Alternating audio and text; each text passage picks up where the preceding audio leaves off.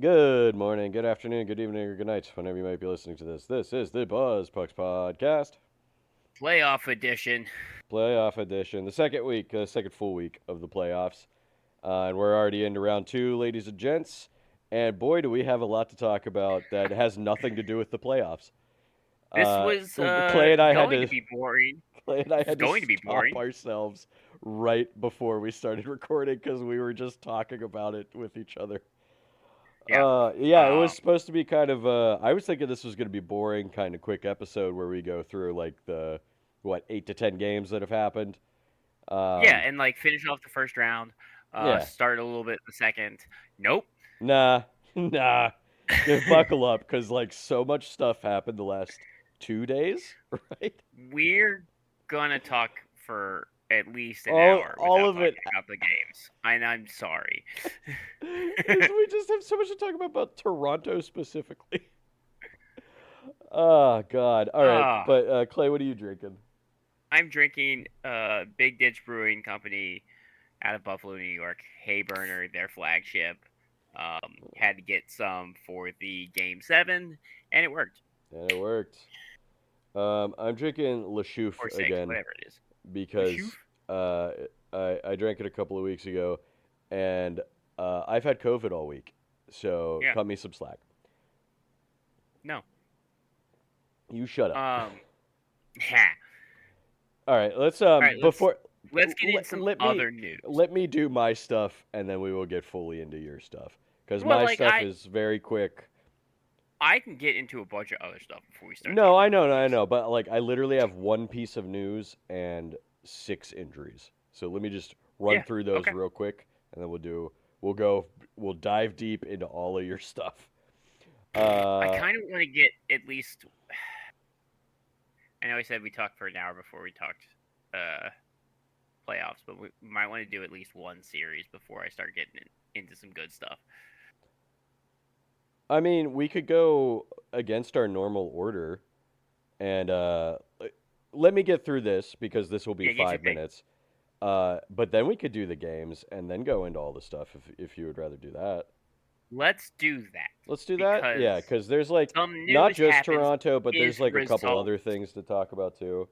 results happen because of teams getting knocked out, or like Yeah, news happens now that teams got knocked out. So yeah, let's actually get into let's do that. games, Yeah, and then we'll go out of order this one yeah, time, this one time, yeah, because sure. goddamn, are we gonna ramble about Toronto for a while? All right, the St. Louis Blues signed Dylan Holloway to a 5-year, $7.75 million extension. Bang bang. Man, I think that's pretty good for him. Edmonton could have really used him. Um, Yeah, you think? Uh, ah, as for injuries, again, just doing the teams that are still in the playoffs. Carolina, Nikishin, day-to-day concussion.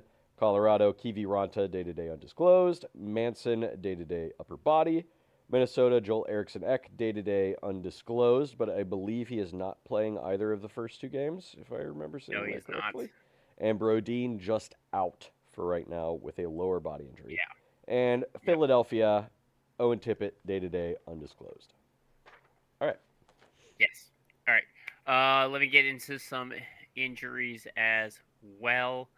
Uh, we got Sam Carrick for Buffalo is actually further ahead of schedule than expected, and is expected to rejoin practice, uh, and make it Okay. for the second round. He was either going to be 4 to 6 weeks or 6 to 8 weeks, and he is ahead of schedule. Well, that's good. Noah Ostlund is not expected to be available to play in the second round due to a lower body injury, Okay. high ankle sprain, Mm, those are bad. at least a high ankle sprain, Yeah. because it was not good looking. Um, what else? Nikita Sidorov said it came out he tore his MCL off the bone in game two. Yeah. What a wild piece of news to come out of that. It was like It, I was it just playing expl- without an MCL. well, it explained why he was so bad for the rest of the series, That's true. especially Yeah. getting brutalized in game three, the game after he tore his MCL.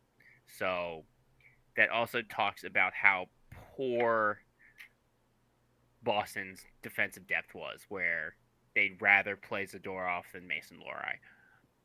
Yeah, man, Mason Lohrei really took a downturn like halfway through this season, it seemed like.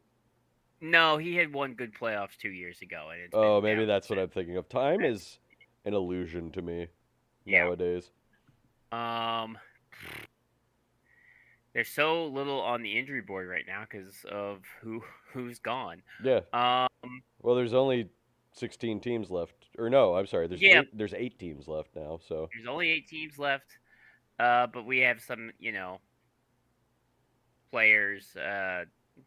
Just because they're not playing anymore, or even if they are yeah.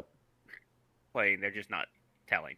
Because Jeremy Lauzon for the Knights is expected to not be in the second round. Uh, that's kind of all I got. Yeah. There's not a lot. We'll find out more once Yeah. more teams get knocked out and who had horrific injuries that need surgery. Well, did Like, you say rope? Did you see what Ropey Hintz was dealing with? oh no, did they announce that? Yeah, he tore his hamstring Hamstring. Oh, yeah, he was not twice. gonna play in the playoffs. Well, he was close to returning to the lineup, but got a setback. He tore it again. Uh, Oh, I see. yeah, and Ugh. then yep, Well, that explains why he did not play in the first round for Dallas. absolutely. All right, let's get into some games. All right. I'll go first. Let's finish off Pittsburgh and Philadelphia, shall we? Yep. Um, so where we left off, Philadelphia was up 3-1 in the series after going up 3-0. Yes. Pittsburgh gutted out a win in Game 4 to avoid being swept, and they gutted out another win in Game 5, 3-2. Pittsburgh outshot Philadelphia 21-20. Philly won 53.3% of the faceoffs to Pittsburgh's 46.7. Philly outhit them 42-35, and blocks were almost exactly the same at 16-15 for Philadelphia. Both teams were 0 for 2 on the power play. Sondheim and Bump had the goals for Philadelphia, while Ristolainen made 2 assists, and Vladar was 18 of 21. Dewar, Letang, and Soderblom had the goals for Pittsburgh, while Crosby had 2 assists, and Shelovs, who started this game again, was 18 of 20. And finally, Game 6 rolls around, and Philly wins 1-0 in overtime in a game that didn't really look like they deserved to win, but they did, so that's all that really matters. Got it. My so Mm-hmm. so for that game specifically, watching that game, a lot of the third period and most of overtime, Pittsburgh did control possession. Oh, yeah. They outshot My them something like 25-7 in those last 2 my periods. biggest frustration, there was starting to be a little bit of a track meet, especially in overtime, which Mhm. I did not like for either team. It was just like that's not good. That's not good for anybody. The fact that it started to be a track meet. The problem Pittsburgh had was they did not put anyone directly in front of Vladar. Right. And which is He had confusing too much because sight lines.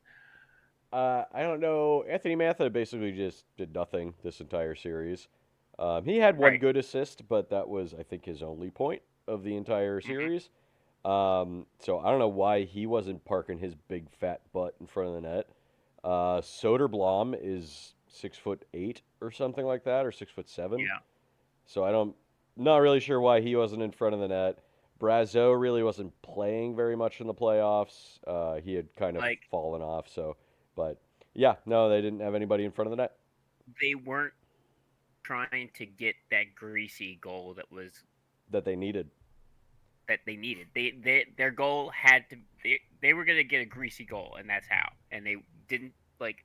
They just If went, they had yeah, Patrick Hornquist, we'd be going to 7. right. As much as I hate, As as I much as know, I I know hate you to hate say, to say like that. I I know hate you him, hate to say that. Yeah, it might be something the but that was his Penguins job. search He put his for. big fat butt Yeah, and got his ass kicked. he put his big Swedish butt in front of the net, got his ass kicked, but my man could take it, and he And fall was on a goalie. a greasy goal master, and yeah, he would fall on the goalie every once in a while. I mean, that's how Sam Bennett. That's who Sam Bennett learned from. True. That is true, actually, yeah. He's a coaching. He's on the coaching staff of the Panthers. He played, well, I don't know if he played with Bennett on the Panthers, I but don't know if he played with Hornquist Bennett, but did go to the Panthers after the Penguins. yes. But yeah, I don't know. Maybe it's something the Penguins will look for in the offseason. But hey, you got to give Dan Vladar his flowers too. He Absolutely. goalied the Penguins in this first round pretty hard, especially in this game 6. I mean, Pittsburgh outshot Philly 42-32 in this game, and that's like not even as close as it truly was. Face-offs. I think this is the first game of the series. Pittsburgh won the majority of the face-offs at 51.7 to 48.3. Philly outhit them 45-26. Pittsburgh outblocked them 15-10. Both teams again were 0 for 2 on the power play. Shelov's 31 of 32. Cam York scored the overtime game winner, and Vladar 42 saves for the shutout and the game 6 victory. And Philly is on to the next round. Yeah, your head-to-head goalie stats for the series: Vladar blocked 148 out of 158 for a 9.37 save percentage. Stuart Skinner 0 for 3, blocking 62 of 71 for an 8.73. But Archer Seelovs blocked 77 for 82 for a 9.39 save percentage. And I would say Shelov's just made the Penguins' decision on which one of those guys to bring back kind of easy in the offseason. I would agree. Boy, did he look significantly better than Skinner. Not that everything that happened was Skinner's fault. I'm not saying that. But there were a couple of soft goals in there. Yeah. In front of Skinner. There were a couple of soft goals in one of the games. It wasn't all of the games. It was just one in particular game. But another big difference is shot percentage. Philadelphia's shot percentage for this series was 10%, while for Pittsburgh it was 7. Yeah, well, you could call it puck luck in some ways, or not well aimed shots, no net front presence, yada yada yada. Yep. You could go on and on and on. For the series, Sidney Crosby is Pittsburgh's top scorer, goal 4 assists. Rasmus Ristolainen is Philadelphia's top scorer with a goal and 5 assists. How about that? Good for him. All right, you want to do one? The fact that Tortorella just revitalized Ristolainen's career. Truly, yeah. Risto looked dead in the water until on Buffalo and then on Philadelphia until Torts got there. Until Tortorella. Yeah. And he dealt with that triceps injury for most of this year. Yeah, true. But he came back and he's looked pretty good. Well. Yep. All right, we're gonna finish up Buffalo-Boston. Okay. When we last talked, Buffalo was up in the series 3-1. Then Tuesday at Buffalo, Boston keeps the series alive by winning 2-1 in overtime, and I would say Swayman very much stole this game. Yeah, kept this one alive for Boston. Kept this one alive. David Pastrnak gets the overtime game winner. Alex Line in net, going 27 for 29.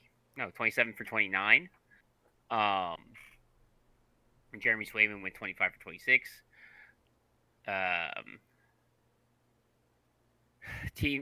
Boston did shoot Buffalo 29-26, but I would say Swayman had some bigger saves that he needed to make.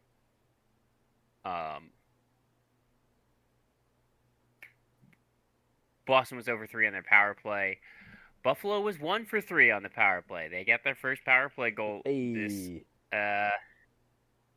series, yeah, or this playoffs. Again, they were, I believe, 0 for 40. Good Lord. Going into the playoffs, including this, this was the first goal in 40, 45 power plays. Good Lord, that's terrible. For Buffalo. It was not good. Um, this was a clean game. Only 3 penalties each. It's not bad.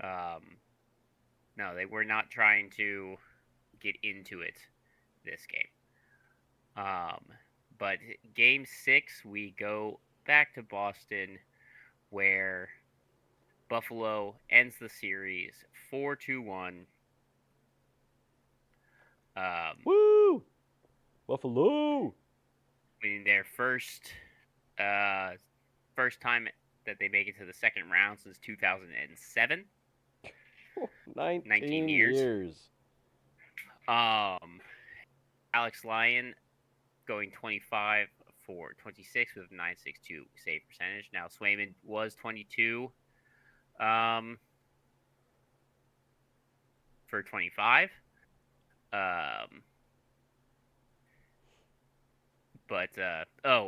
Also that game where Boston won in overtime, Noah Ostlund got hurt in the first period, and that really messed up Buffalo's center depth. But for game 6, Josh Norris comes back from his injury and is able to re-solidify that center depth. Alex Tuck scores in the first period, 3 minutes played to take the Buffalo lead. Then Mateus Samuelson scores 12 minutes played to make it 2-0 in the first. 2 minutes played into the second period, Pastrnak scores to bring Boston back in 2-1. And then 5 minutes played into the third, Zach Benson on a dish from Josh Doan, where he battled for the puck in the corner, feeds it to Zach Benson to bury it, get it 3-1, and then Josh Norris hits the empty netter to seal it. Woo! Buffalo 0 for 4 on the power. Buffalo 0 for 4 on the power play, and Boston didn't have any power plays. Oh, rigged. This game. Rigged. I'm sure Boston fans are saying rigged. They had no power play opportunities, but there were 21 penalty minutes for Boston. That's Eastern Conference hockey, baby. To kill each other. No penalties. To Buffalo's 2 penalty minutes. Whew. Well, good for Buffalo, keeping themselves under control. They very much did. Buffalo moves on to the second round. Charlie McAvoy is going to have a hearing. Charlie McAvoy is going to have a hearing. Zach Benson made him lose his mind. He did trip him, kind of slew foot him going. Yes, both things can be true. Zach Benson did slew foot McAvoy, at least as far as I could tell. Yes. But then McAvoy turned around and tomahawk chopped Zach Benson with his stick. It's the head. To the head, yeah. So both Benson things are bad. Benson didn't react, but also, I believe earlier in the game, McAvoy cross-checked Doan's head into the board. I think when Benson scored the goal, McAvoy kind of boarded Doan, so it's kind of payback. Guess we'll see. It's an eye for an eye. What McAvoy gets at the beginning of next year. Yeah, I mean it's gonna be meaningless. I would give him 5. They might. I mean, there's precedent, right? Because he essentially did what Malkin did earlier in the season, right? Mm-hmm. It's pretty much the same thing. Malkin can't retaliate like that. Spun around and did the exact same chopping motion. So I would say it's kind of different because Benson's back was turned. Benson was skating away. At least I don't know how many times McAvoy has been suspended before, if at all. I don't think he has. Excuse me.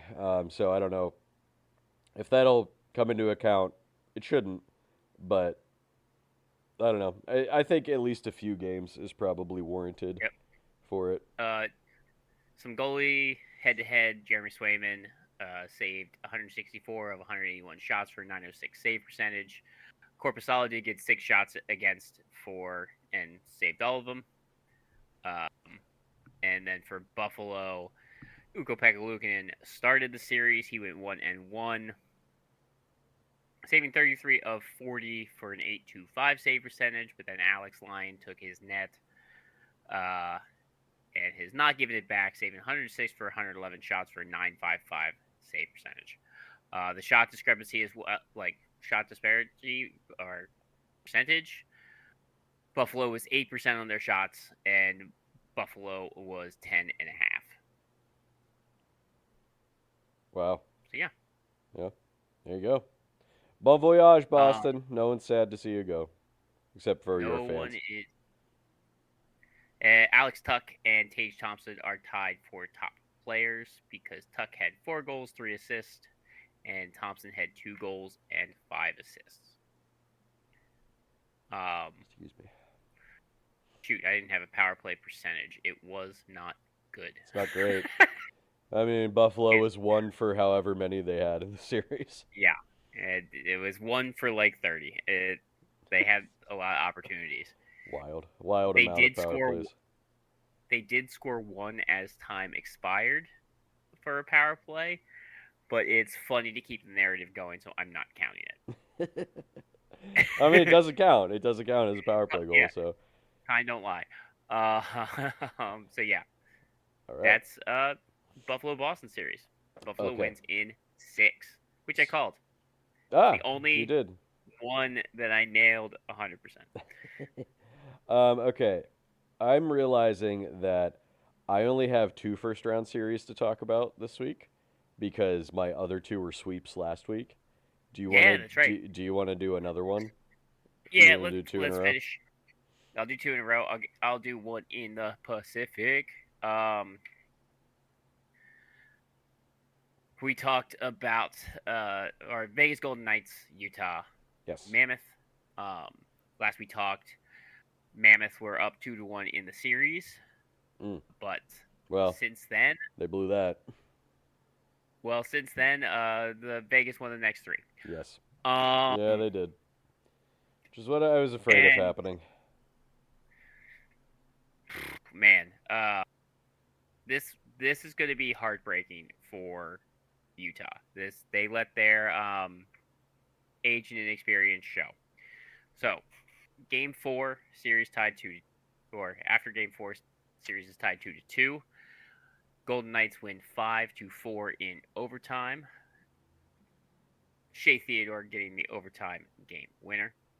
Dorfiev opened the scoring in the first period, only a minute into the game, making it 1-0 Vegas, and then Brett Howden scored shorthanded with 18 minutes played in the first period, making 2-0.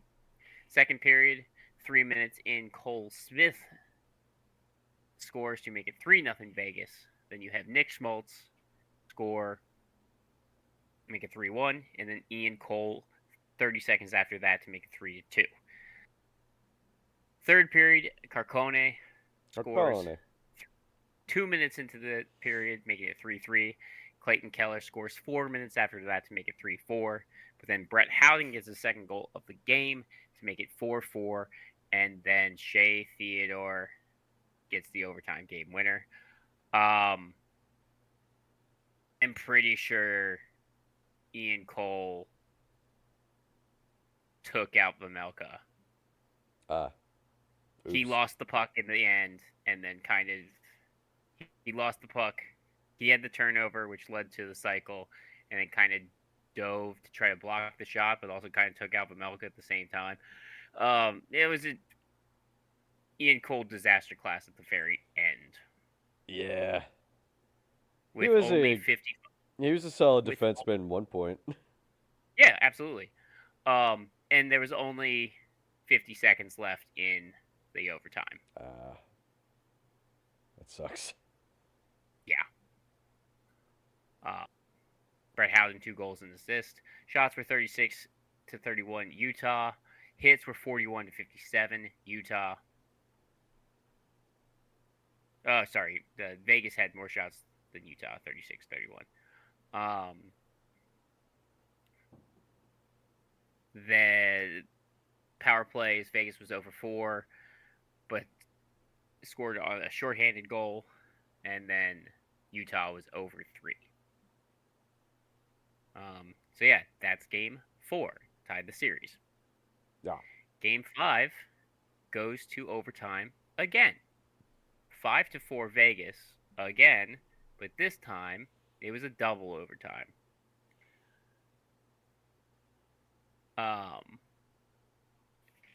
John Marino opens the scoring in the first period for Utah, scoring his first goal of the series to make it 1-0. Pavel Dorofeyev scores on the power play to tie it with 40 seconds left in the period. Second period, Lawson Krause scores to make it 2-1. Pavel Dorofeyev scores again to make it 2-2, and then Shea Theodore scores at 17 minutes played to make it 3-2. Third period, 5 minutes played, 6 minutes played. Dylan Gunther ties it to make it 3-3, and Michael Carcone scores 13 minutes played to make it 4-3. But then Pavel Dorofeyev gets the game-tying hat-trick goal with 50 seconds left in the game to send it to overtime. Another late back-breaking goal against Utah. Mm-hmm. And then Brett Howden scores his third goal of the series short-handed Ooh. to win in double overtime. His second short-handed goal of the series. That one, I feel like that extra hurts because it's shorthanded, obviously. Yes. Not only double overtime, but shorthanded double overtime. Utah was 0-4 on the power play, gave up a shorthanded goal. And then Vegas was 1-5 on the power play. Game 5, Vegas leads the series 3-2. And then in Game 6, Vegas puts it away. Yeah. 5-1. No, not a real contest, that one, 5-1. I mean, it was close for most of the game, and then the back half of the third period, Vegas puts the gas on and just takes it away. Yeah. Brett Howden scores. Brett Howden opens the scoring, fourth goal of the series to make it 1-0 in the first period. Second period, Mitch Marner scores to make it 2-0. Third period, Kailer Yamamoto scores to make it 2-1. 8 minutes played into the third period. But 2 minutes after that, Colton Sissons scores again to make it 3-1. 12 minutes played, Mitch Marner scores again on the power play, and then to make it 4-1, and then Cole Smith scores the empty netter to officially ice it 5-1. Utah's going home. Carter Hart had a .957 save percentage in this game, stopping 22 of 23 shots. Vegas was 1-2 on the power play. Utah was 0-3. And that's kind of all she wrote. And a good season for Utah, but I thought maybe, obviously I picked them to beat Vegas in 7, but I'm not surprised that they lost. No. Who did I have? I know I had Vegas, but how many Vegas. games did I have them in? I was just looking at that when you were reading over some stuff. Hold on. You had Vegas in 7 as well. Or you had Vegas in 7. I had Utah in 7. Gotcha. So you picked the correct winner. Yeah, I just couldn't remember if I said 6 or 7. That's really it. Your goalie, head-to-head, Karel Vejmelka, 161 saved, 182 shots, and 885 save percentage. Unfortunately, that's not good enough in the playoffs, especially giving those late goals away. Not entirely his fault. No. Defensive breakdowns at the very end are not going to help. Utah Mammoth was an 11% shooting team. That's pretty good, especially in a losing effort. Yes. The problem is Vegas Golden Knight was shooting at 12.5%. Oh, okay. Christ. Carter Hart was the only goalie that played this series for Vegas. He stopped 148 out of 166 shots for an .892 save percentage. So that's not that great either. No, that's not great. But it's better than .885. True. All right. See ya, Utah. See you next year. Goodbye, Utah. A great effort to get to the playoffs and show Oh, them absolutely. what you can do. Your first year getting to the playoffs. Jack Eichel is their top player with 1 goal and 8 assists. All right. All right. Next up, we're gonna go with Minnesota in Dallas. Clay, did you have anything else you needed to say about Utah Vegas, or are you good? Yeah, I just want to say Utah did have some scoring. The scoring spread out. They have 6 players who had 5 points in 6 games. Oh, wow. Okay. That's a good sign. That's a good sign. Yeah, it's a very good sign. They're a young team. I think they'll probably be back in the playoffs next year, barring Yes. injuries or whatever. But we'll see what they do in the I think offseason. I think they got some moves to make. Yeah, Things to things to improve on. because they were kind of coasting for a lot of the season, right? They were just kind of in the wild card one spot for I don't know since Thanksgiving or something like that. Yeah, They were in the around that. exact same spot the entire year. So they gotta figure some stuff out, and we'll see them next year. All right, let's do Minnesota and Dallas. As we left it last week, this series was tied at 2, looking pretty good. However, Minnesota wins Game 5 3-2, beating to make the series 3-2. Excuse me, winning the game 4-2. They outshot Dallas 28-22, outwon them on faceoffs 51.9 to 48.1%, outhit them 24-20, and outblocked them 26-9. Yeah. Outdid them in every. I'll call those the major statistical categories Hmm. for the game. Um, Minnesota's 1 for 3 on the power play, with Dallas was 1 for 4 on the power play. Kaprizov a goal and 2 assists. Boldy a goal and an assist. Zuccarello and McCarron had the other goals, while Wallstead was 20 of 22. Robertson and Heiskanen each had a goal and an assist apiece, while Ottinger was 24 of 27. So we head into Game 6. Minnesota up 3-2 in the series, and Minnesota ends them Yeah. in Game 6, 5-2. Dallas did outshoot them 23-21. Minnesota outwon faceoffs 58.3 to 41.7%. Dallas outhit them 34-32, and blocks were exactly the same at 14 apiece. Dallas 1 for 2 on the power play. Johnston and Bork had the goals. Ottinger 16 of 17 on the game.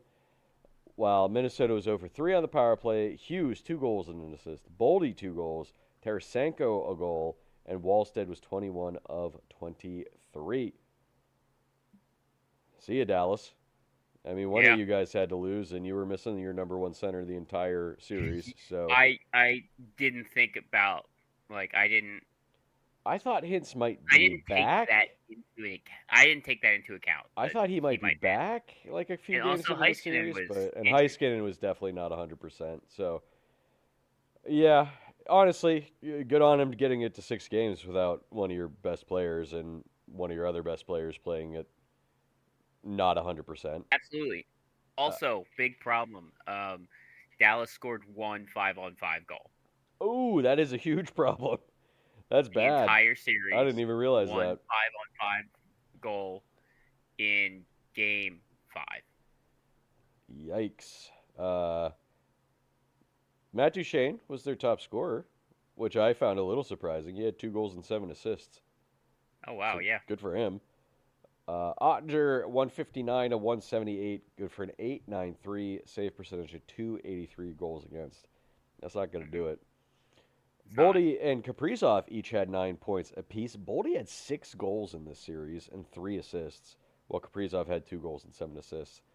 Wallstead, 171 for 185, good for a 924 save percentage, 2.05 goals against.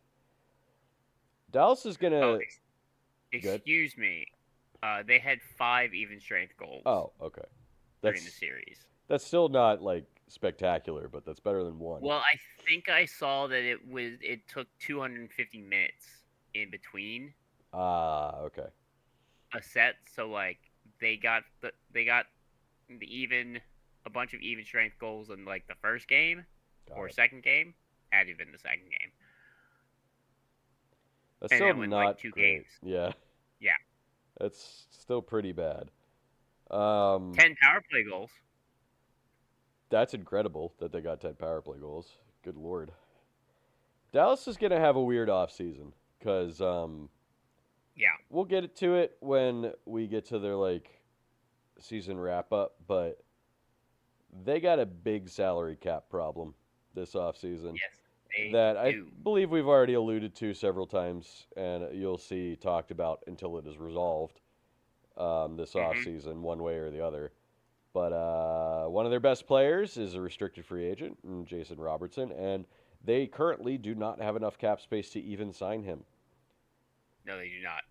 Well, we'll get into that more. I was thinking about it a lot today. I was looking at their Puckpedia and I was like, I don't know what the fuck they're gonna do because they're in trouble. Um, okay. Well, that's it for Dallas. Bye, Dallas. That's it for my first round series. All right. So we'll move on to Montreal, Tampa, which finished Sunday. The only Yesterday, game only seven. finished Sunday. The only game Yep, seven of the the only first game round. 7. So last we talked, the series was tied at 2. 3 of the games had gone to overtime. Then game 5, Montreal wins 3-2 in regulation. Tisk tisk. I heard your phone Brit- go off. Yep, Brendan Gallagher opens the scoring in the first minutes, 3 minutes into the game, but then Dominic James scores it in the second period. Kirby Dach responds 20 seconds later to retake the lead. And then Jake Gensel scores late in the second period to tie it. A minute into the third period, like Texier takes the lead, and Montreal is able to hold off Dallas to get the win. They were outshot by Tampa Bay 40-24. Damn. They were 0 for 2 on the power play, and then Tampa was 0 for 3 on the power play. So they were able to hold on. Dobesh is able to hold on, and they get that win. Game 6. Tampa wins. Mhm. Tampa wins 1-0 in overtime. Oh wow. And There's 2 1-0 overtime games in the first round. That's pretty crazy. this, you thought like a 1-0 overtime game would be boring. You are incorrect. No, they're like the most stressful games. Andrei Vasilevsky was 30 for 30, faced 30 shots for the shutout, and Jacob Dobesh saved 32 of 33 for a 9.7 save percentage. Gage Goncalves scores the overtime game winner 9 minutes into overtime. In a very exciting 1-0 game. Oh yeah. Tampa Bay was 0 for 3, and Montreal was 0 for 3 as well on their power plays. And while Dobesh saved 32 shots, Montreal's defenseman blocked 22 more in front of him. Good God. So that's game 6. And then game 7 in a crazy game. Montreal wins 2-1 in regulation to send Tampa home. Nick Suzuki opens up the scoring on a tip late into the first period. Dominic James scores in the second on the power play to tie it, and then Alex Newhook scores on a wild bounce 11 minutes into the third period, and then Montreal again holds on to take the game and the series. Jacob Dobesh stopped 28 of 29 for a 9.66 save percentage because Montreal was outshot by Tampa 29-9. To 9. Yeah. Boy, they Did got. not even hit 10 shots. Yeah, they didn't even do the thing that they did earlier in the season where they were like, "Oh, no, New York actually got 10 shots." No. No. I mean, Newhook's goal bats it out of the air from behind the net off of Vasilevsky's Yeah. back and in. He That's got what he happened. got lucky for that second goal. Absolutely, but That's you what he got to meant be to good to be do, lucky. but you're right. Yeah, you got to be good to be lucky. You got to be lucky to be good. Montreal was over 2 on the power play this game. Tampa was 1 for 3. Goalie, whoopsie, didn't bring that up. Goalie head to head. Boo doo doo doo doo. Dobesh stopping 181 of 196 shots for 2.923 save percentage, while Vasilevsky stopped 140 to 156 shots for an 8.97 save percentage. Yeah. But did get one shutout.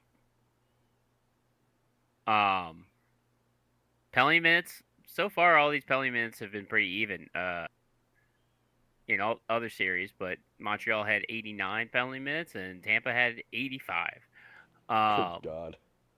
Tampa was only 7.7% shooting, while Montreal was 10.3.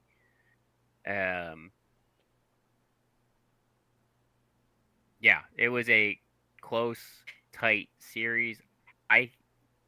In my opinion, a closer series than I thought it was going to be because I had Montreal in 6.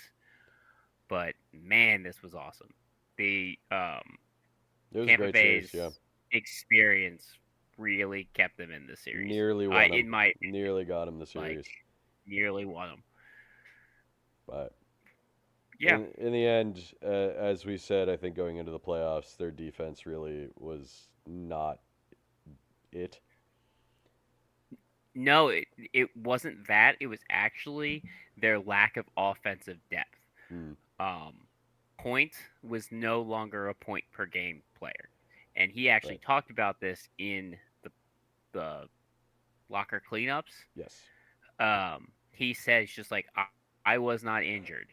Things that I did and used to do and work a few years ago were not working, so I have to change up my game, which is what older players have to do. Yeah. And I will really commend him because for he's saying not that. even like incredibly old, right? Is he even No. 30? I don't know, but hockey is a young man's game. That's true. That's true. Most of the league is mid to lower 20s. Braden Point. He is 30. He is 30 years old. Yeah, so outside of with Point not playing like his old self, Kucherov couldn't do all the carrying himself. Right. And they played without Victor was. Hedman as well this entire Victor series. Hedman stepped away for his mental health. We talked about that. Yes, he put out a statement today too. Yes, he did. Explaining that is why he left the team. I honestly thought it was a retirement announcement at that's fair. But once I read the entire thing, I was like, well, that's actually very nice that he came out and talked about that. And well, it said it was personal when he initially left, but then they started talking about like skating and being with the team in like an injury kind of aspect, way, yeah. and I thought that was confusing. Like a couple weeks later, but yeah, like Tampa Bay had great defensive forwards and really held off Montreal's attack. Like Suzuki's tip to open the scoring in Game 7, he tipped it, but then it went off a defender and in. It got tipped twice. So nothing Vasilevsky could do about that. And like after Game 1, where Montreal came out swinging, Tampa really clamped down and quieted their offense. Yeah. They just didn't have any. Kucherov couldn't do it all. Right. Well, it'll be interesting to see this next series, Montreal and Buffalo, because there might not be a ton of defense being played in that series. There might be more than you'd expect. Maybe, but I'm hoping for high-scoring run and gunning, because that's more fun. as a Mm-hmm. non-objective watcher, you know, or as an objective watcher. Yeah, objective. Objective. Yes, objective. Um, hope Montreal can move the puck. Hope Montreal's defenders can move the puck because they have to deal with with a better forecheck than Oh Tampa's. yeah, much more dangerous forecheck. Oh, I still have to talk about the Yeah, last series. you have one more series to go. Mine are done. God damn. All right. Clay's All just like right. looking around. Edmonton Oilers versus Anaheim Ducks. When we talked, Anaheim was up 3-1 in the series. Edmonton was able to keep it alive, beating Anaheim 4-1 in Game 5. Really got a lot of Canada excited for the possibility of, Edmonton turning it on. But Kolskin opened the scoring 2 minutes into Game 5, 1-0. Zach Hyman scores to make it 2-0. Then Draisaitl scores to make it 3-0. Killorn scores on the power play to make it 3-1. Then Draisaitl scores another goal on the power play to make it 4-1. It really looked like Draisaitl woke up. Yeah. Connor Ingram was 29 for 30 for a .967 save percentage. Edmonton was 1 for 4 on the power play, while the Ducks were 1 for 2. But the Ducks did outshoot Edmonton the Ducks outshot Edmonton 30-20. But the hits kept coming with Edmonton out hitting Anaheim 44-40. That's Game 5. It made everyone question things for a second, but then Game 6 rolled around and the Ducks ended it. Beating Edmonton 5-2. Troy Terry a goal and 2 assists in this game. Ryan Poland opened the scoring 10 minutes into the first period to make it 1-0. Chris Kreider scored his first of the series to make it 2-0. Connor Murphy scored to make it 2-1. Cutter Gauthier scored on the power play to make it 3-1. Second period, Terry adds a goal to make it 4-1. Third period, but Colson scores 4-2, and Leo Carlson ices it with the empty net to ice the series. And I will say, in this game, Edmonton looked bad. They looked bad. Also, it was a lot of... they looked bad defensively. McDavid turned the puck over a couple of times, which led to goals going Anaheim's way. Anaheim was 1 for 2 on the power play in this game, and Edmonton didn't have a power play. So, yeah, it looked like both Draisaitl and McDavid were dealing with stuff. Also, McDavid looked 30. Yep. Uh-oh. Well, it's more the comments after. Yeah. More the comments after with McDavid saying we were an average team all year long with above average expectations. Whew. Ouch. Draisaitl saying we have 2 years to get this done. Oh, okay. So McDavid is done after 2 years if they win the Cup. There you go. There's your confirmation. I mean, we all kind of thought that anyway, but uh-oh. Yeah. Well, I mean, might not even have it. Honestly, you might not have might two. not even You have might it. have one. You might have well, next year. Yeah, all the comments about Jari and They don't have a defense. It's not. You They can't don't just. have a You can't defense. just throw Sorry. the goalies under the that the defense. bus. Sorry, And yeah. defense, because there is no D getting played at all. Got him. Roasted. But yeah, no, like I mean, yeah. Did Jari play great? No. Did Ingram play great? No. But one game he did. one game he did. But did your defense play good? Not in any of the games. So Not in any way. look. And again, that's why, in my opinion, Bouchard should not be considered for the Norris because No. when When Like, he makes mistakes, they're loud. they're Like, loud and they lead to a goal. The yep. Norris is and should be between Quinn Hughes and Kale McCarr, and Zach Wierenski. You could put Zach Wierenski up there. Bouchard should not be discussed for it.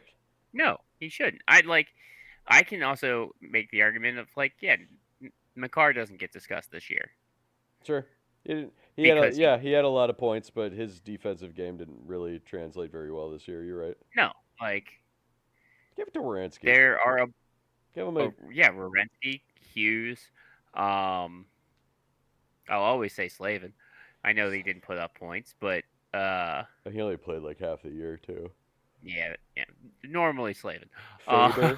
Faber maybe. Faber, Brodeen. Well, maybe. Anyway, by Oilers. I didn't. I thought I picked with my heart saying Anaheim in 7. I didn't actually think I was going to be correct. Look, Well, I wasn't correct. They won in 6. I said Edmonton in 5 You did? because I overestimated McDavid and Draisaitl. Didn't think about how they went to 2 straight Yeah. finals already. Took a lot out of them. They had to be They were gassed dealing at with some injuries. point. Yeah. Yeah. They had to run And out of energy at some point. There's no way they could keep going. I thought, I also underestimated Anaheim's defense. I think there's something to say that McDavid's just kind of dead man walking right now in Edmonton. I think so. He's trying too hard. He's Yeah. trying too hard to put it all on himself. Yeah, I think we spoke about that last week. There was a couple instances where he tried to go 1v3, failed, and then it almost immediately led to a goal for Anaheim. Yeah. And I think it happened in game 6 as well.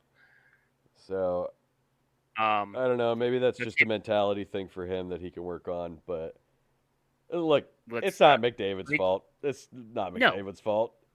This is it's Bowman's fault. Bowman management coaching's fault for And Jackson. Jackson, I mean, letting Holloway and McLeod go and Broberg Yeah. go that's in hindsight, very very poor decision. that wasn't even in hindsight. No, you're right. Like Right on the away, money, everybody was like, "Why'd you do that? Why Don't don't you do just that, man." match those contracts?" because Holloway killed it on that Stanley Cup run. He did, and then they just let him walk, and then he immediately was very good for St. Louis. Hmm. And Broberg Um, has been more middling than Holloway, but for St. Louis, but still, I'm sure they would have liked to have Broberg's had Broberg. injuries too. Yeah, that's true. Okay. Goalies, yeah. Dostal was 139 for 159 for an 8.74 save percentage. He did have one really bad game. Really bad game. But on the other hand, Connor Ingram 134 for 153 for an 8.76 and Jari 34 for 38 for an 8.95. So overall, and Ville Husso got some time played. Mhm. He played one game. He had a 909 save percentage. So overall, Ducks goalies were 8.76, while Edmonton's goalies were 8.80. They had a better goalie save percentage than Anaheim, but Still. it came down to Dostal had one awful game that really Yeah. shelled his percentage. Shot percentage, Anaheim Ducks was 13.4%. And Edmonton was 12.4. That's why there were so many goals. Yeah, that makes sense. Oh, man. All right, well, it'll be soul searching off season for Edmonton for sure. Gotta be. Gotta be. Oh, let me do some top players real quick. Yeah. For the Ducks, it was Jackson Lacombe. 1 goal, 8 assists for 9 points. For the Oilers, it was Draisaitl. 3 goals, 7 assists for 10 points. Damn. A quiet 10 points for him. Quiet 10 points, yeah. For Tampa Bay, it was Braden Hagel. Braden Hagel was a dog that series. He's always 6 a dog in goals, the 8 playoffs. assists. Jake Gensel had 6 goals 2 and goals. 8 and assists. 6 No, sorry. I said points. Okay. I said 8. Got It was it. points. Okay. 6 goals, 2 assists. That's I thought my you fault. said 8 assists. I was like, he had 14 points. Jesus. Gensel had 2 goals, 6 assists for 8 points as well. Montreal, Lane Hudson, 2 goals, 4 assists, and Nick Suzuki, a goal and 5 assists. Okay.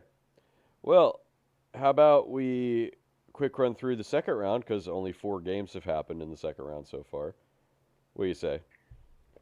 Oh, yeah, let's do it.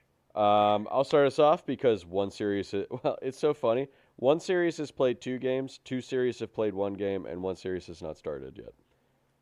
Correct. So, I'll start with the Well, game with the ones that started. The game 7 is Yeah, the one that had 7 games. That fucked up the scheduling. So Carolina and Philadelphia have played 2 games already. Carolina took game 1 3-0. Outshot Philadelphia 23-19. Philly did outwin them on faceoffs 55.6 to 44.4. Outhit them 49-30, and Carolina outblocked them 17-14. Both teams were 0 for 4 on the power play. Vladar was 20 of 23. Stankoven 2 goals in this game. Jackson Blake had a goal and an assist. Riley 2 assists, and Anderson made 19 saves for the shutout. Game 2 rolls around and Carolina won again, this time 3-2 in overtime. Outshot them 43-36, Carolina did. Outwon on faceoffs 60.3 to 39.7. Hits were almost dead even, 49-48 for Philadelphia, which is pretty crazy. It's a lot of hits. Yeah. And Philly outblocked them 15-8. Philadelphia 1 for 7 on the power play. A lot of power plays in this game. Like, I was watching this last night, and I was like, every time I looked up, there was a power play happening for one team or the other. Mm-hmm. Couturier and Drysdale had the goals in that game for Philly, while Vladar was 40 of 43. Carolina 1 for 6 on the power play. Ehlers a goal and an assist. Blake 2 assists. Jarvis and Hall had the other goals. Halls was the overtime game winner. And I believe his first playoff goal ever as well. No, that can't be correct. First playoff goal this season. First playoff goal this season. I saw that and I was like, wow, that's crazy. And now thinking about it, I was like, that can't be true. Anyway, Halls was the overtime game winner, and Anderson was 34 of 36. So Carolina is up 2-0 on Philadelphia. 34 for 36 after going 1 for 3 to start the game. Yeah, that's right. I forgot about that. This is a game that was like the Philly-Pittsburgh game 6, where Pittsburgh, like, Philly should have beat Carolina game 2, but they did not come out with it. Yep. That's just how it happens sometimes. Suck it, Philadelphia. Okay, so that's the first 2 games for Carolina-Philly. I'll do my 1 game for Colorado-Minnesota. No, let me go. Oh, okay. Let me go. Well, I got 1 game. You just did 2 series. I was going to give you a little break, but okay, go ahead. Yeah, but like I got 1 game. Okay. And it You muted your mic. You muted your mic. Damn it! I did it against the arm of the chair. Oh, we didn't actually say what we thought the series were going to be. You're right. I'm so sorry. Hold on, I can pull it up. It's my fault. I said Carolina in 5. I said Carolina in 6. If Philadelphia plays like they did the last 2 games against Pittsburgh, they will be swept. Well, they're halfway there, so we'll see if they can get a game in. Get a game back in Philly. Was being generous to Philadelphia and gave them a game. All right. For Ducks versus Knights, you said Ducks in 6. I said Knights in 7. I do say Ducks in 6. I said Knights in 7. Vegas had to come back a lot. That I don't think they're going to get away with. I don't know. The Ducks, see... Again. Yeah, maybe you're right. I was gonna say Vegas's playoff experience might overcome a young team again in Anaheim, but two series in a row is asking for them to do that a, a lot. It's That's maybe asking true. too much. You also have Quinville and Woodcroft as your coaches, who That is have also a good won the point. cup, Yeah, and been to the cup. that's it. That is a good point. Quinville is behind Anaheim's net, which gives them a distinct advantage over Utah. Yeah. All right. All right. Let's get into it, eh? You, What? uh, I mean, yeah, no, we should get into it. I forgot what we were talking about. Anaheim Vegas. Anaheim Vegas. No, that I knew, but we still need to do our predictions for the other Oh yeah, series. yeah, yeah. Sorry. Um, Okay, let's just be honest with everybody. We had to take a little pause there, so that's why we're a little confused and forgot where we were. and it's 9 o'clock It's at nine night. We o'clock at both night, work and we haven't today. even talked about the thing we're going to talk about for a while. Um, Yeah, let's see. You said Wild in 7. I I did. said Avs in 6. I said that before I realized Brodeen was going to miss so much time. Brodeen is out. Joel Eriksson X missing at least the first 2 games. Yeah, He should be back, hopefully for Game 3, but that's that's a big no, problem too. Brodeen being Brodeen out is a being gone is big a problem. big problem. I'm going to be wrong on this. Or there's a good. I I'm mean, he not could be 100% back. going to be wrong, but on my pick of the Wild over Colorado, but it's not looking good. It's not looking great. Um, And finally, you didn't send me your pick for this one, but I said Sabres in 7. What you got? Buffalo in 6. Okay, there you go. Um, I think you told I it to me think in person, but you didn't actually text it to me. yeah. I think this is going to be a great series because Boston is big and bad. Hmm. Was big and bad. Didn't have a lot of scoring depth, but they had a excellent goalie. Dobesh has been playing great. I'm not going to take that Dobesh away. has been playing great. In Yeah, fact, Lyon is going to be an easier goalie than Vasilevsky for Montreal. true. Possibly. Possibly. Lion played pretty good. Lyon has played Excuse excellent. me. Played pretty well in the first round too. Difference for both teams. Both these teams are going to be faster than their opponents were for the last series. Yeah. Buffalo's faster than Tampa. Montreal's faster than Boston.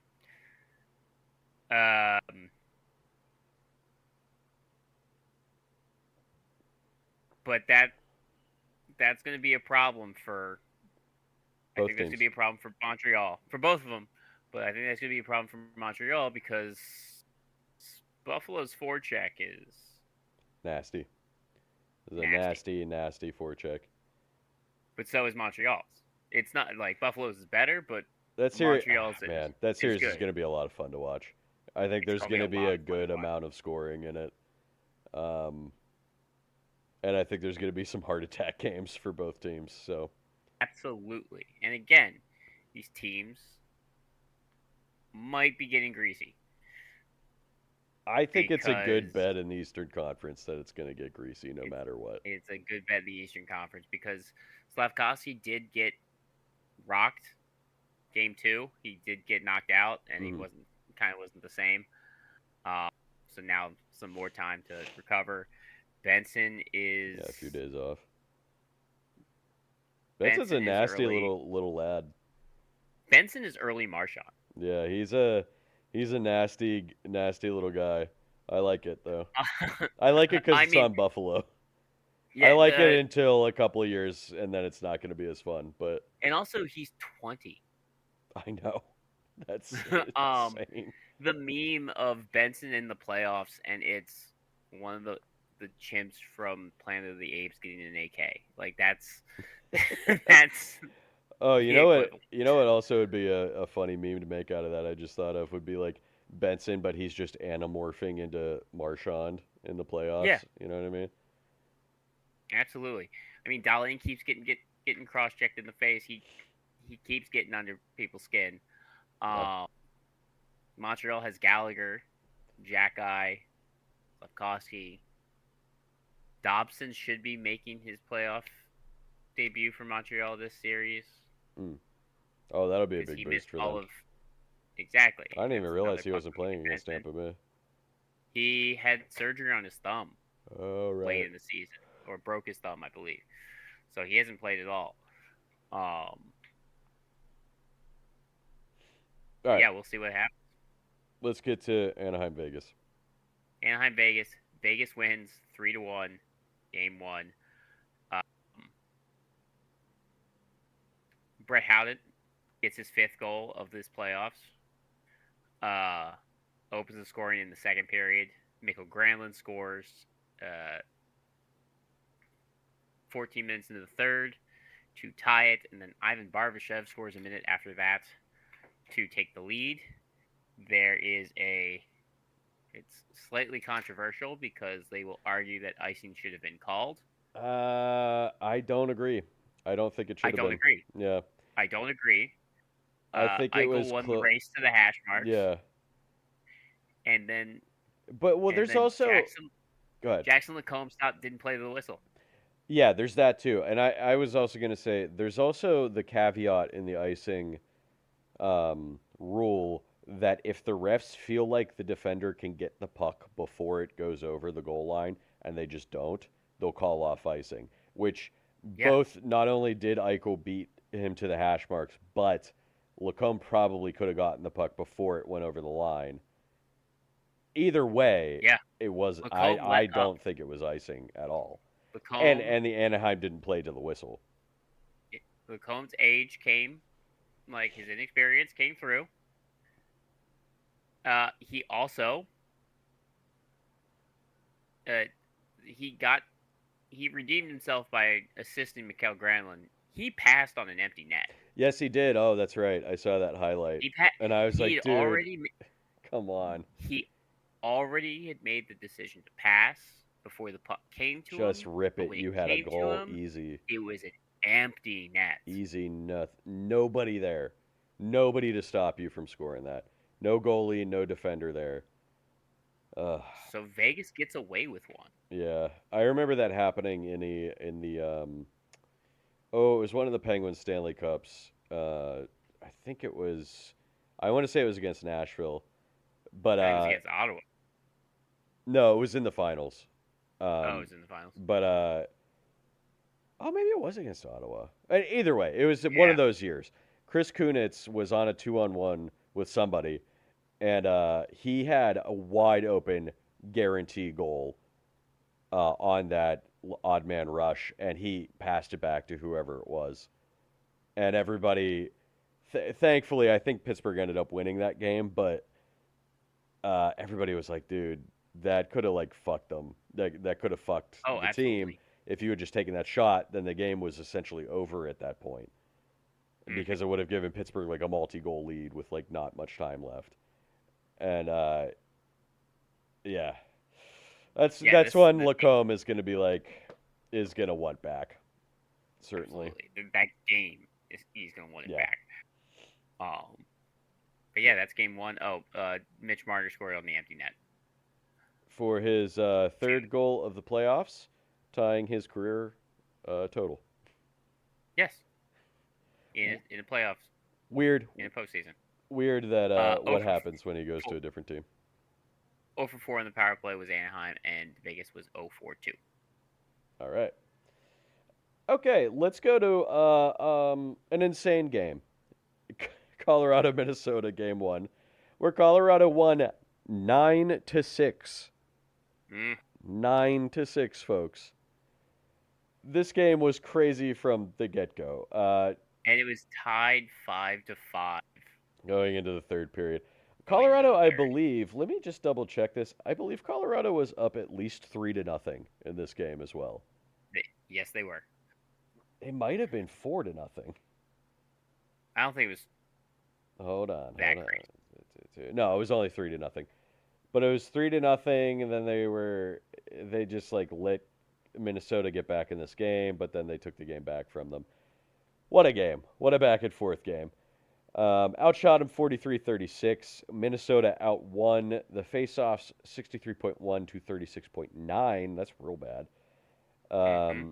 Hits pretty close, 26-24 in favor of Colorado, and blocks almost the same as well, 12-11 in favor of Minnesota. Minnesota was Yep. 0 for 3 on the power play in this game, which means all 6 of their goals were even strength goals. Let me double check that none of those were shorthanded, actually. Yep.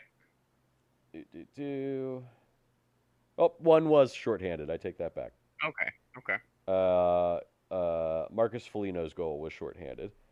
And Colorado was only 1 for 2 on the power play. Let me double check that none of theirs were shorthanded. No.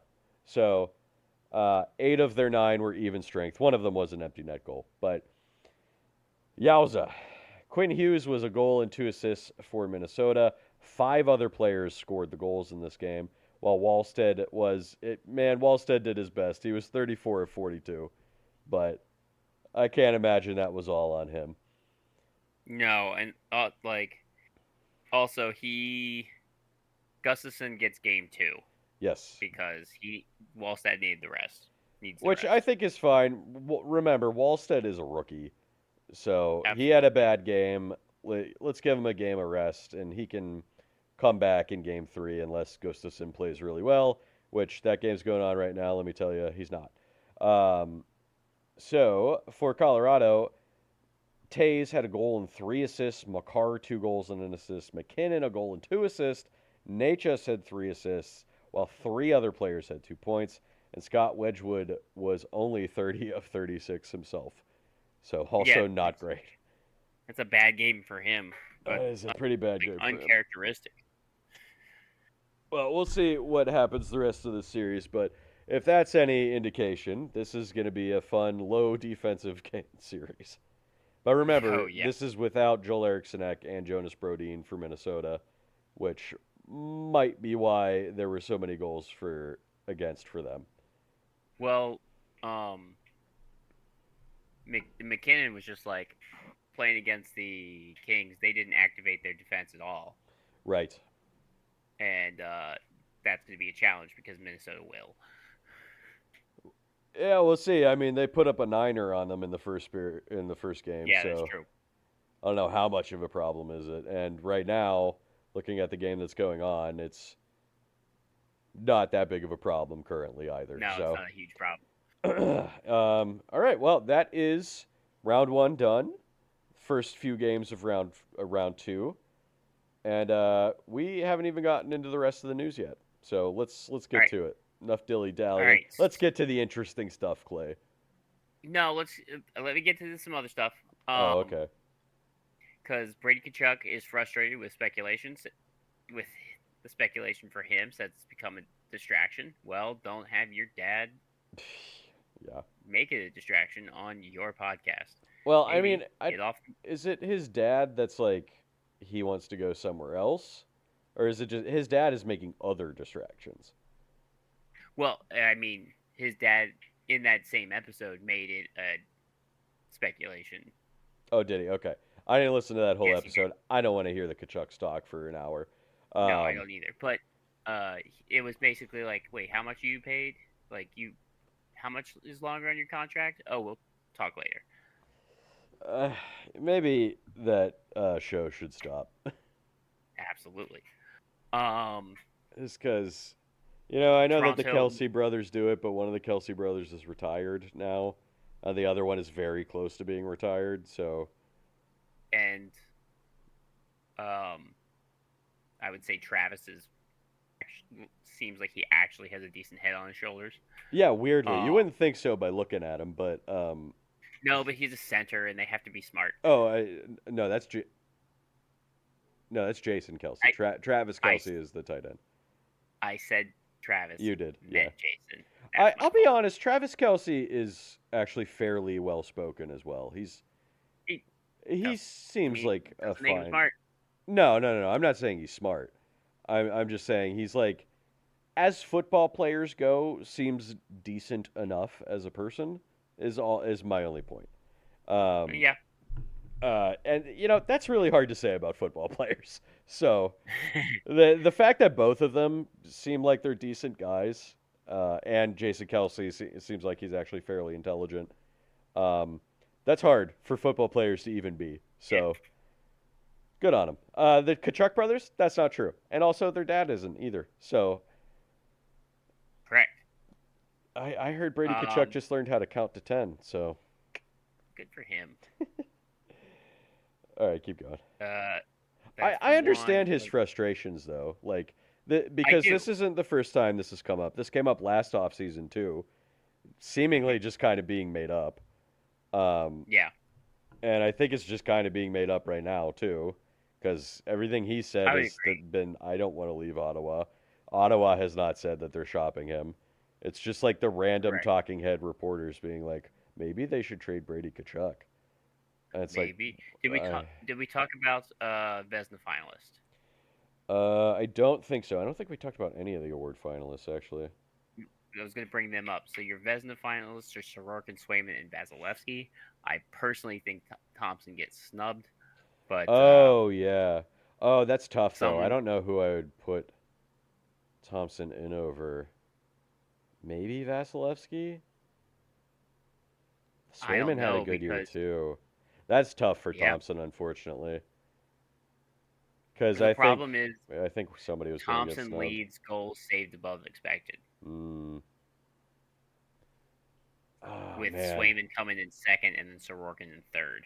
So yeah, maybe you drop Vasilevsky out of there, but But Vasilevsky has the higher save percentage. yeah, It's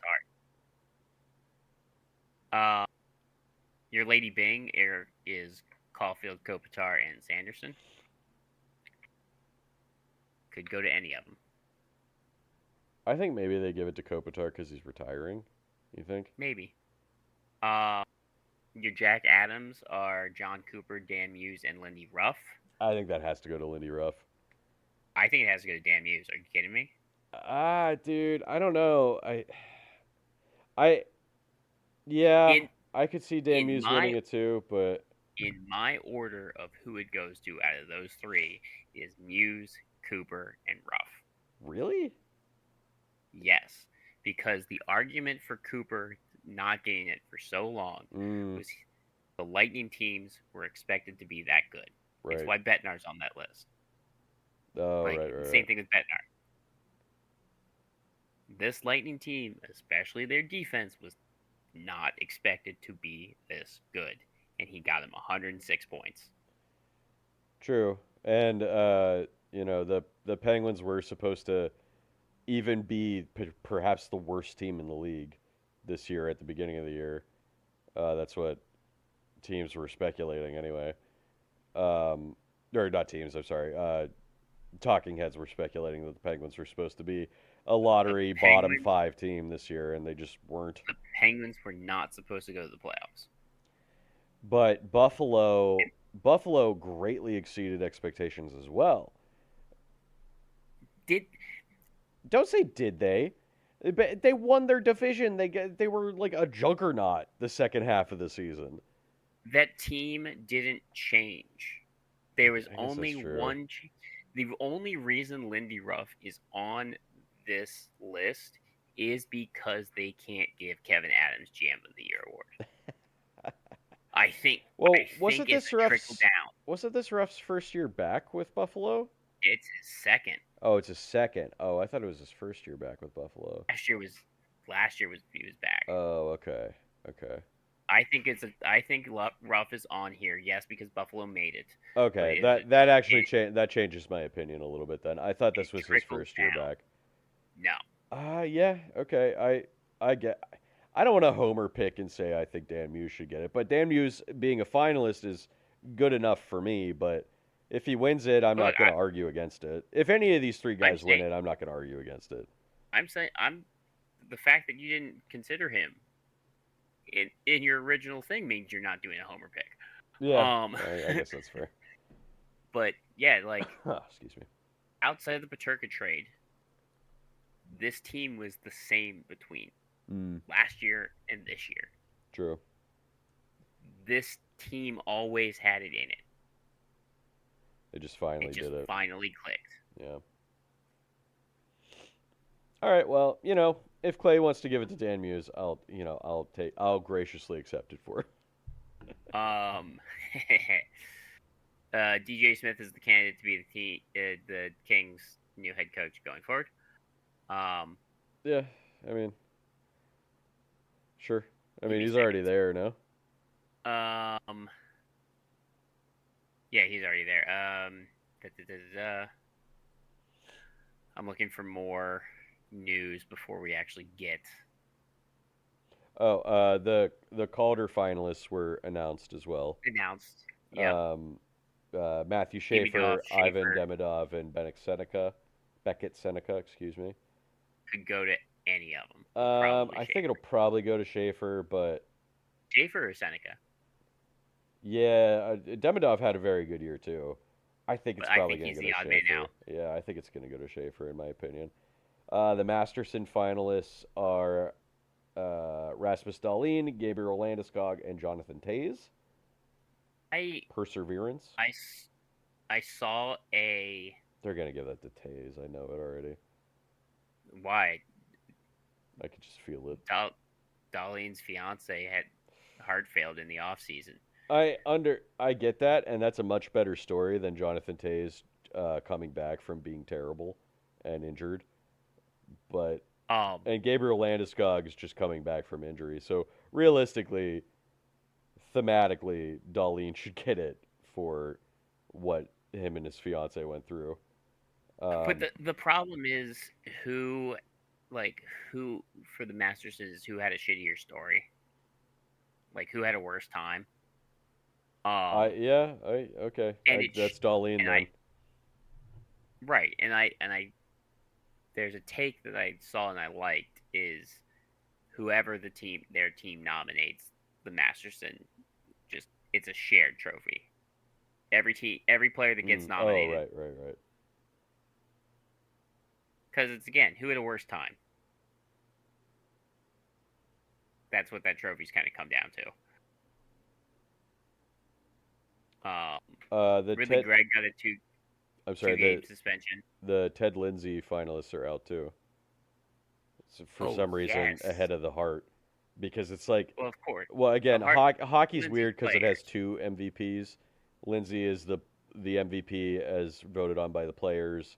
The Hart is Celebrini. It's Celebrini, Kucherov, McDavid, which is crazy because McKinnon's not on there. But like, look at the recognition that Celebrini's getting from the players. True, that is true. And they understand that Kucherov is what he's doing. Is gonna get shafted out of the Hart again.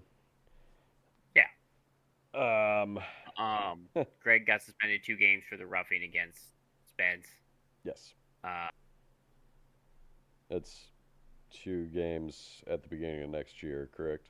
Yep. Yeah. Give me 1 second. I'm just looking ahead. I think we're there. All right. Let's do it with the Kings. Yeah, real quick. Let's talk about that one first. Because that's the end of the season, like interviews and stuff. And Ken Holland was just quote is, "I don't think I got anything wrong in his first year as the Kings GM." I got some arguments real quick. Go ahead, hit me with them. You traded away Spence. You signed Dumoulin and CC. Yep. And you waited way too long to fire Hiller. Oh yeah. Just because you brought in Panarin for peanuts doesn't. You were the only team that Panarin was going to agree to go to. Exactly. Like, so I'm not. I'm not blaming him. You don't get an award for that. Gavrikov. No. I'm not blaming him for losing Gavrikov. Like, Gavrikov was free agency. Spence proved that he could handle a top 4 role on Ottawa, and they could have really used the top puck-moving defenseman. Yeah, another one outside of Brandt Clark. Their only puck-moving defenseman. Yeah. Oof. So. Hiller should have been gone last year. I think we all agreed on that. After he lost that series, yeah, he should be gone. He should have been gone. Yeah. But good self introspection there by Ken Holland. Yep. All right, let's talk about All right, Toronto. we gotta get to it. We gotta get to it. It's getting 'Cause too I want to late. go to bed. And we gotta talk about it. All right, where to start? We should start with they have a new GM, right? That's where And- we should start. Yes. Matt Sundin has been brought in to be a part of hockey operations, Uh-huh. senior executive advisor. Yep. And the new GM is John Jacob. One of the more baffling choices they could have made, right? The only Oh my god. is this the worst choice they could have made? I think Peter Chiarelli probably is the worst choice, right? Because that he has proven Or you time say- and time again that Chiarelli is just a terrible general manager. He fucked up the Bruins, he fucked up Edmonton. You know, oh man, I think but John Chaika, I think this is the third worst choice. who's the second worst choice? Lou Lamoriello. Oh, you're right. That would have been really bad too. Lou has got to be like, I can't believe he's not just straight retired at this point, right? He's like 80 something. Some people can't. Some of those I guys guess can't that's true. retire. Well, it's like, yeah, Lou seems like one of those guys that the second he says retired, 6 He months dies. later he's gonna die. I don't even think it's 6 months. Well, not exactly the same situation, but Joe Paterna did retire, quote unquote, and then died 6 months later. And, he's burning in hell. So, sorry if you're a Penn State fan, but Joe Pa knew. And you know exactly Joe what I'm Pa talking knew. about. And he got off easy because he died. Yeah, absolutely. He died to get out of it. Anyway, so back to John Chaika. It's just, holy shit. Like, Jesus Christ. the fact that they let Kyle Dubas walk, what is it, 4 years ago at this point? 3 years ago? Is like, they're still, they're not going to recover from that for years at this point. Because look at what Dubas has been able to do in Pittsburgh. He has completely turned that team around in 3 years. They're back in the playoffs. On at least a year ahead of schedule, right? In Pittsburgh. At least a year ahead of schedule. And will that keep up for next year? Who knows? We'll see. Who knows? But they made the playoffs, and Toronto has just been steadily just tick, tick, tick, down, down, down to crash disaster this year. Mm-hmm. And yes, they got rid of Tree Living, who, when they hired Tree Living, I was like, he's not going to fix this team. Call. That was a bad call. Yeah, Shanahan was gone last offseason. That's a step in the right direction, but you still got the fuckos above Shanahan running the show, running this circus in Toronto right now. What's his face? Keith Pelly? Keith Pelly. Is he the one that replaced Executive. Shanahan, or is he above Shanahan? He's like an above Shanahan kind of guy. But Okay, so that every him. time he talks, it's not good. Every time he talks is not good. Because he did a press conference yesterday. To officially announce Shaika. Yeah, to officially announce Shaika, and boy, what a weird press conference that was. He was both defensive, condescending. It's like he already knew it was a bad decision. It's Right. like he knew already. But It does make me wonder if a bunch of like hot GM candidates just didn't want to go to Toronto. that's 100% too. Because what Steve Simmons is it? Steve Simmons? Yeah, Steve Simmons, the guy famously who at least attempted to, if not successfully, chased Phil Kessel out of Toronto, or was part of it anyway. Reporter. He's a trash heap reporter that everybody hates. But go ahead. Had an excellent question. Do you have that question? I can paraphrase it. Yeah. So he's like talked to 20 like insiders or other GMs around the league, and of all the people he talked to, only one was supportive of this decision to bring in Chaika. All of the other ones were not. They used the word like liar, con man. Yeah, Uh, that was So what made you come to this conclusion different than all of the other ones? Uh, Which is an excellent question. what a The great response question, was though. the response was we must have been talking to this different people. Sure. Oh Why my don't you actually God. give an answer to that? No, he's Because not gonna because he probably already knows this is a bad call. Now let's be fair. I don't. He might not even be. This might not even like think it's a bad call, Maybe, but he but just he's doesn't like, want to be questioned for why he made this call. But yeah, let's fill in the audience of why we're talking about John Checa like this, yeah, because all of this started 10 years ago yes, when he was made the GM of the Arizona Coyotes at 26 years old. yeah. He would. I remember because I was like, he's only a year older than I am, Mm-hmm. and he's the general manager of an NHL team. That's like if they put me in charge of it, right? Like a guy that just like that just watches hockey and is Yeah. like, you do it, you know? And everybody was like, okay, let's see what he got. He did not have a hockey background from what I recall either.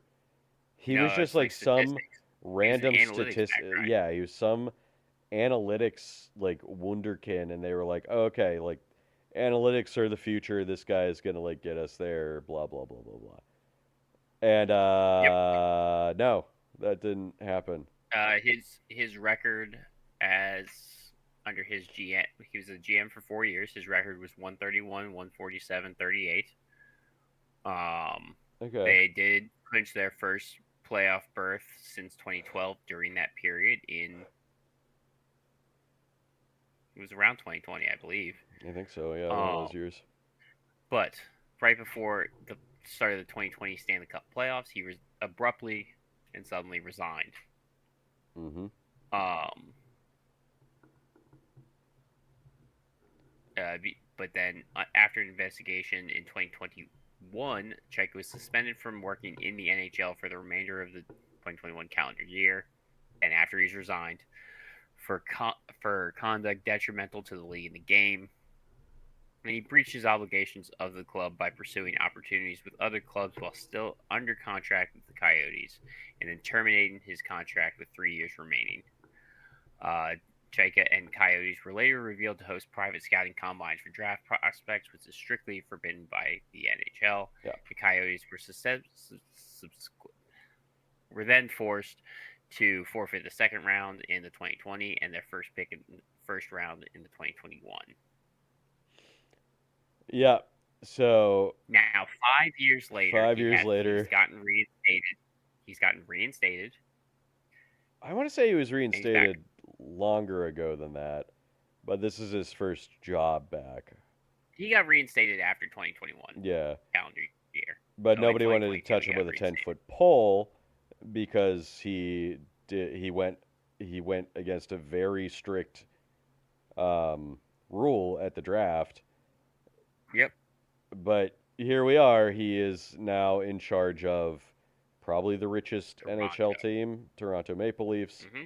after Toronto has crashed and burned this year. On top of that, there is some scuttlebutt coming out that Austin Matthews maybe doesn't want to be there next season. I think Matthews said he is not. He didn't say committed I to want to long term. trade, but he is at least somewhat non-committal about being there next year, which is Yep. enough to be like he doesn't want to be there next year. If a hockey player is being non-committal, it means that they're not good. It's not a good situation. Also, with Sportsnet and Friedman, Mm-hmm. 32 Thoughts specifically, Friedman's not really talking about this. Nope. He's not talking about the backlash. He's not talking about the trade rumors with Matthews, and that is because he works for Sportsnet, Mm-hmm. Canada Sportsnet, which is owned by Rogers Communication, who owns 75% of the Toronto Maple Leafs. So I when you have, was so blown away when you told me that before the episode, like literally. yeah, Because I thought I remembered them owning part of the Maple Leafs, but I thought it was a smaller part, like 10-15%, which is still not good, which is still a conflict of interest, in my opinion. yep, Um, but 75%. No wonder Sportsnet won't shut the fuck up about the Maple Leafs all the time. they won't, they No won't, wonder. they won't shut up about the Maple Leafs, but they won't criticize them either. But they'll criticize the players that they want to try to chase out, Mm-hmm. which probably But means not that management. ownership is trying to chase them out. But they won't criticize management. Oh, everything is starting to make way more sense to me about about fucking Sportsnet. And don't forget, Rogers owns 3 stadiums. Three Well, I don't of know if the they own them, but they're at least they have the naming they're rights to named. them at the Yeah. very least. What is it? It's Edmonton's, it's Toronto's, and Vancouver's? Yeah, I want to say Vancouver. Scotiabank is Calgary. Yeah. What's I don't know what Montreal's? Bell. It's the Bell Center. Oh, you're right. It's Bell Center. Thank God. And I don't know what Winnipeg is. Winnipeg's I is. don't think is Rogers either. What's Ottawa's? I don't know, but it's not Rogers. Winnipeg Jets. What is your stadium called? Oh, the Canada Senators, Canada Life Center is Canada Winnipeg's. Life. Arena is Canadian Tire. Got it. for Ottawa. Okay. So at least more than half of the Canadian teams are not under the Rogers thumb, but they still kind of are, right? Yeah. But yeah, Oh, man. And on top of all of this, Toronto just won the draft lottery. Yes, they tonight. did. Yeah, they did right before we started jumped. recording. They jumped from 5th to 1st. Yep. Which means their pick is protected. Yeah, this they get year. to keep this pick. Yeah. But the next 2 years, no, they don't. Nope. Both of those It is- picks are gone. It's just They're both gone. it's And there's just a very who good gets them. chance that they both might be unprotected. Yeah, we'll see what Philadelphia tries to do, but as we were discussing before we started recording, Philly is apparently trying to argue that the pick that they were traded in the Scott Lawton trade, by the way, like I said, terrible trade. Absolutely terrible. The 2027 first round pick next year is top 10 protected, but that doesn't mean that Toronto gets to keep it. It's just if it's in the top 10, then they decide if that one goes to Philadelphia or they get to decide who Or gets Boston. the 2028 unprotected one. 2028 is unprotected no matter what. But as you were telling me, Philadelphia's argument is we got that in a trade first. The Scott Lawton trade in canonical order happened first before the Brandon Carlo trade, which was the 2026 first round pick. Also, retrospect, horrible trade. Yeah. Like not even in retrospect, at the time, horrible trade. At the time, awful trade. So no wonder Brad Treliving got fired. But like, so that pick happened canonically. That trade happened second. So Philadelphia's argument is the 2027 should become unprotected because we got that one first, and it shouldn't be affected retroactively by a second trade that they made. I don't know if the NHL is going to side with them on that or not, but it's a compelling argument in my opinion. Compelling argument, yes. I mean, I don't want Philadelphia to win at anything, but it is it is a solid argument. I don't think this fall off is It's not going to be fixed next year, Fixed next year, even with getting Gavin McKenna or whoever they choose to pick with that pick, especially if they keep Berube. which they already said they're going to. I Hmm. think they basically committed to having Berube there next year, which doesn't fix anything. He's the coach of this terrible team. He was the coach of the terrible team. Now, John Chaika being the general manager too. I mean, kind of slam dunk to take Gavin McKenna, you would think, right? But it's not as Eh, much of a slam dunk as it was last offseason, right? right. Because I was looking at prospect rankings before we started.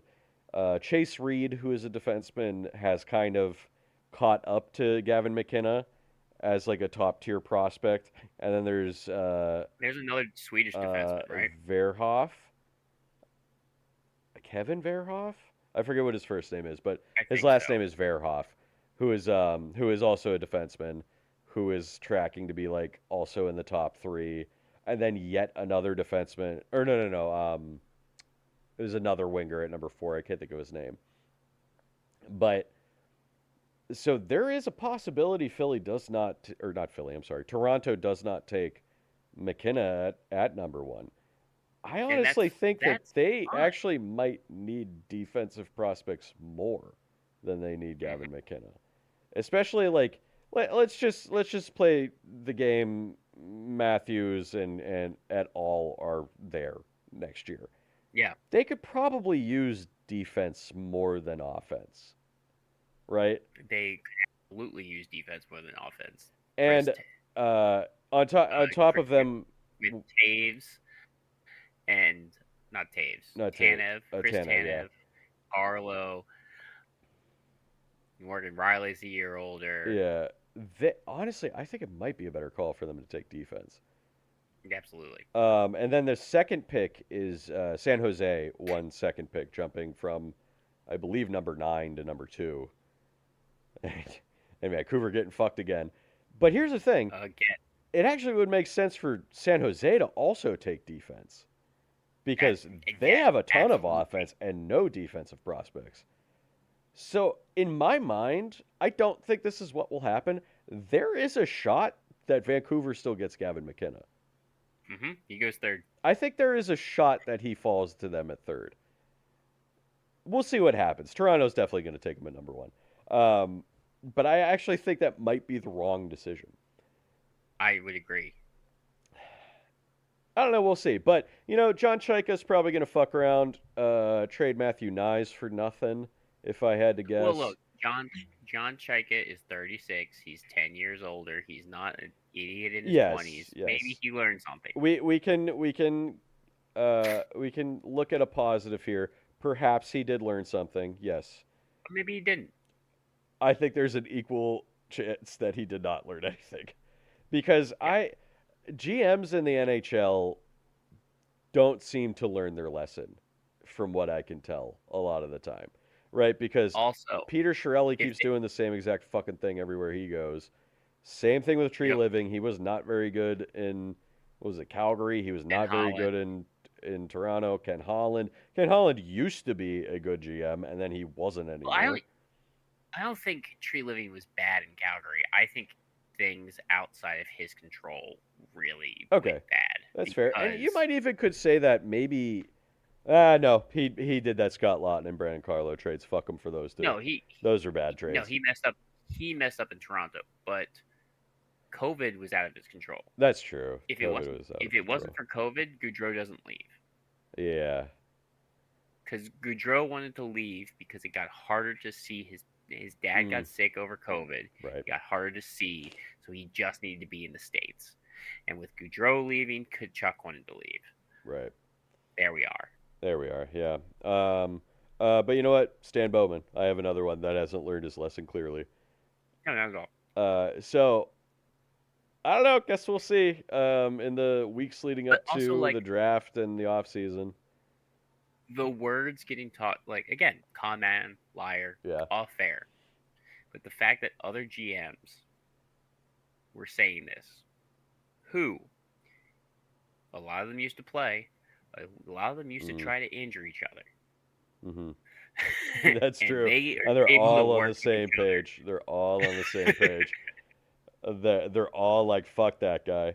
Yep. I saw Paul Bissonnette really went off on the hiring too, because he fucking hates John Chaika for He played how for him he played for him and and stabbed Doan in the back. how Chaika treated Doan at the I end too. forgot Yeah, about that. that's why Bissonnette hates him, is how he stabbed Shane Doan in the back way back when. A lack of loyalty. Yeah, so there you go. There's lack of loyalty, which might be a bad omen for any current Toronto players too, right? Yep. I mean, Toronto doesn't have their next two first round picks.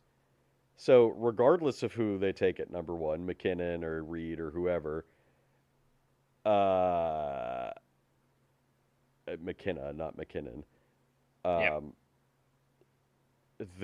they got nothing to build around the next 2 years No.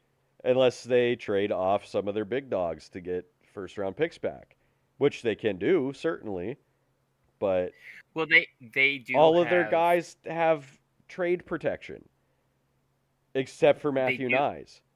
they do have a first round pick next year. Do they? Whose? Oh, they have Colorado's. Yes. But that's probably going to be a late first round pick. Late. Yep. So if they would want, I mean, there's no guarantee that you can get an early one in a trade if you trade Matthews somewhere, but Matthews has trade protection. So he's only going to want to go to a playoff team probably. Where he wants to go, yeah. So he's going to want to go to Vegas or I don't know, one of the Eastern teams who he's going to get skewered if Matthews gets traded to an Eastern team. You know what I mean? Absolutely. Like, say Matthews gets traded to, I don't fucking know, the Montreal. Rangers or they're not going to trade him to Montreal, No, I know. but he gets traded to the Rangers, and all of a sudden he has 50 goals again. You know? Yep. And then it's just like, what the fuck are you doing, Shaika? You know, at least if you Oh, send him to the also- West, then he's not Toronto's problem for most of the year. Correct. But You made you said like him going to another team. Only one team that doesn't have income tax made it out of the first round. oh yeah, that's a great point to bring up actually. Because it's a made up problem. Yeah, because It's not a it real was problem. never a problem. Again, not a problem when Florida and Tampa Bay weren't very good and Dallas wasn't very good. Only a problem when those teams are good now. Yep. And Toronto has a higher tax rate, and they should make rules for Toronto specifically. Yep. Again, it's ridiculous every time it gets brought up. Manage your All right. teams better. Okay, we got to go to bed. I think this is a good spot to end. This is a good spot to end. Thank you guys for listening. As always, we could be found wherever podcasts are found. Give us a rate, review, subscribe, wherever applicable, because we out here talking about pucks. And we In will this see place. in this place. We will see you next week for whatever else is going on in round 2 of the NHL draft, whatever insane shit that Toronto decides to do this week. And maybe we'll start our season roundups, season reviews. Might as well. Yeah, we Keep might it as well, because we only have 4 series to talk about. So we might as well start that up too. Yeah, but we will see you at the same puck time. Same puck plays. Goodbye. Bye bye.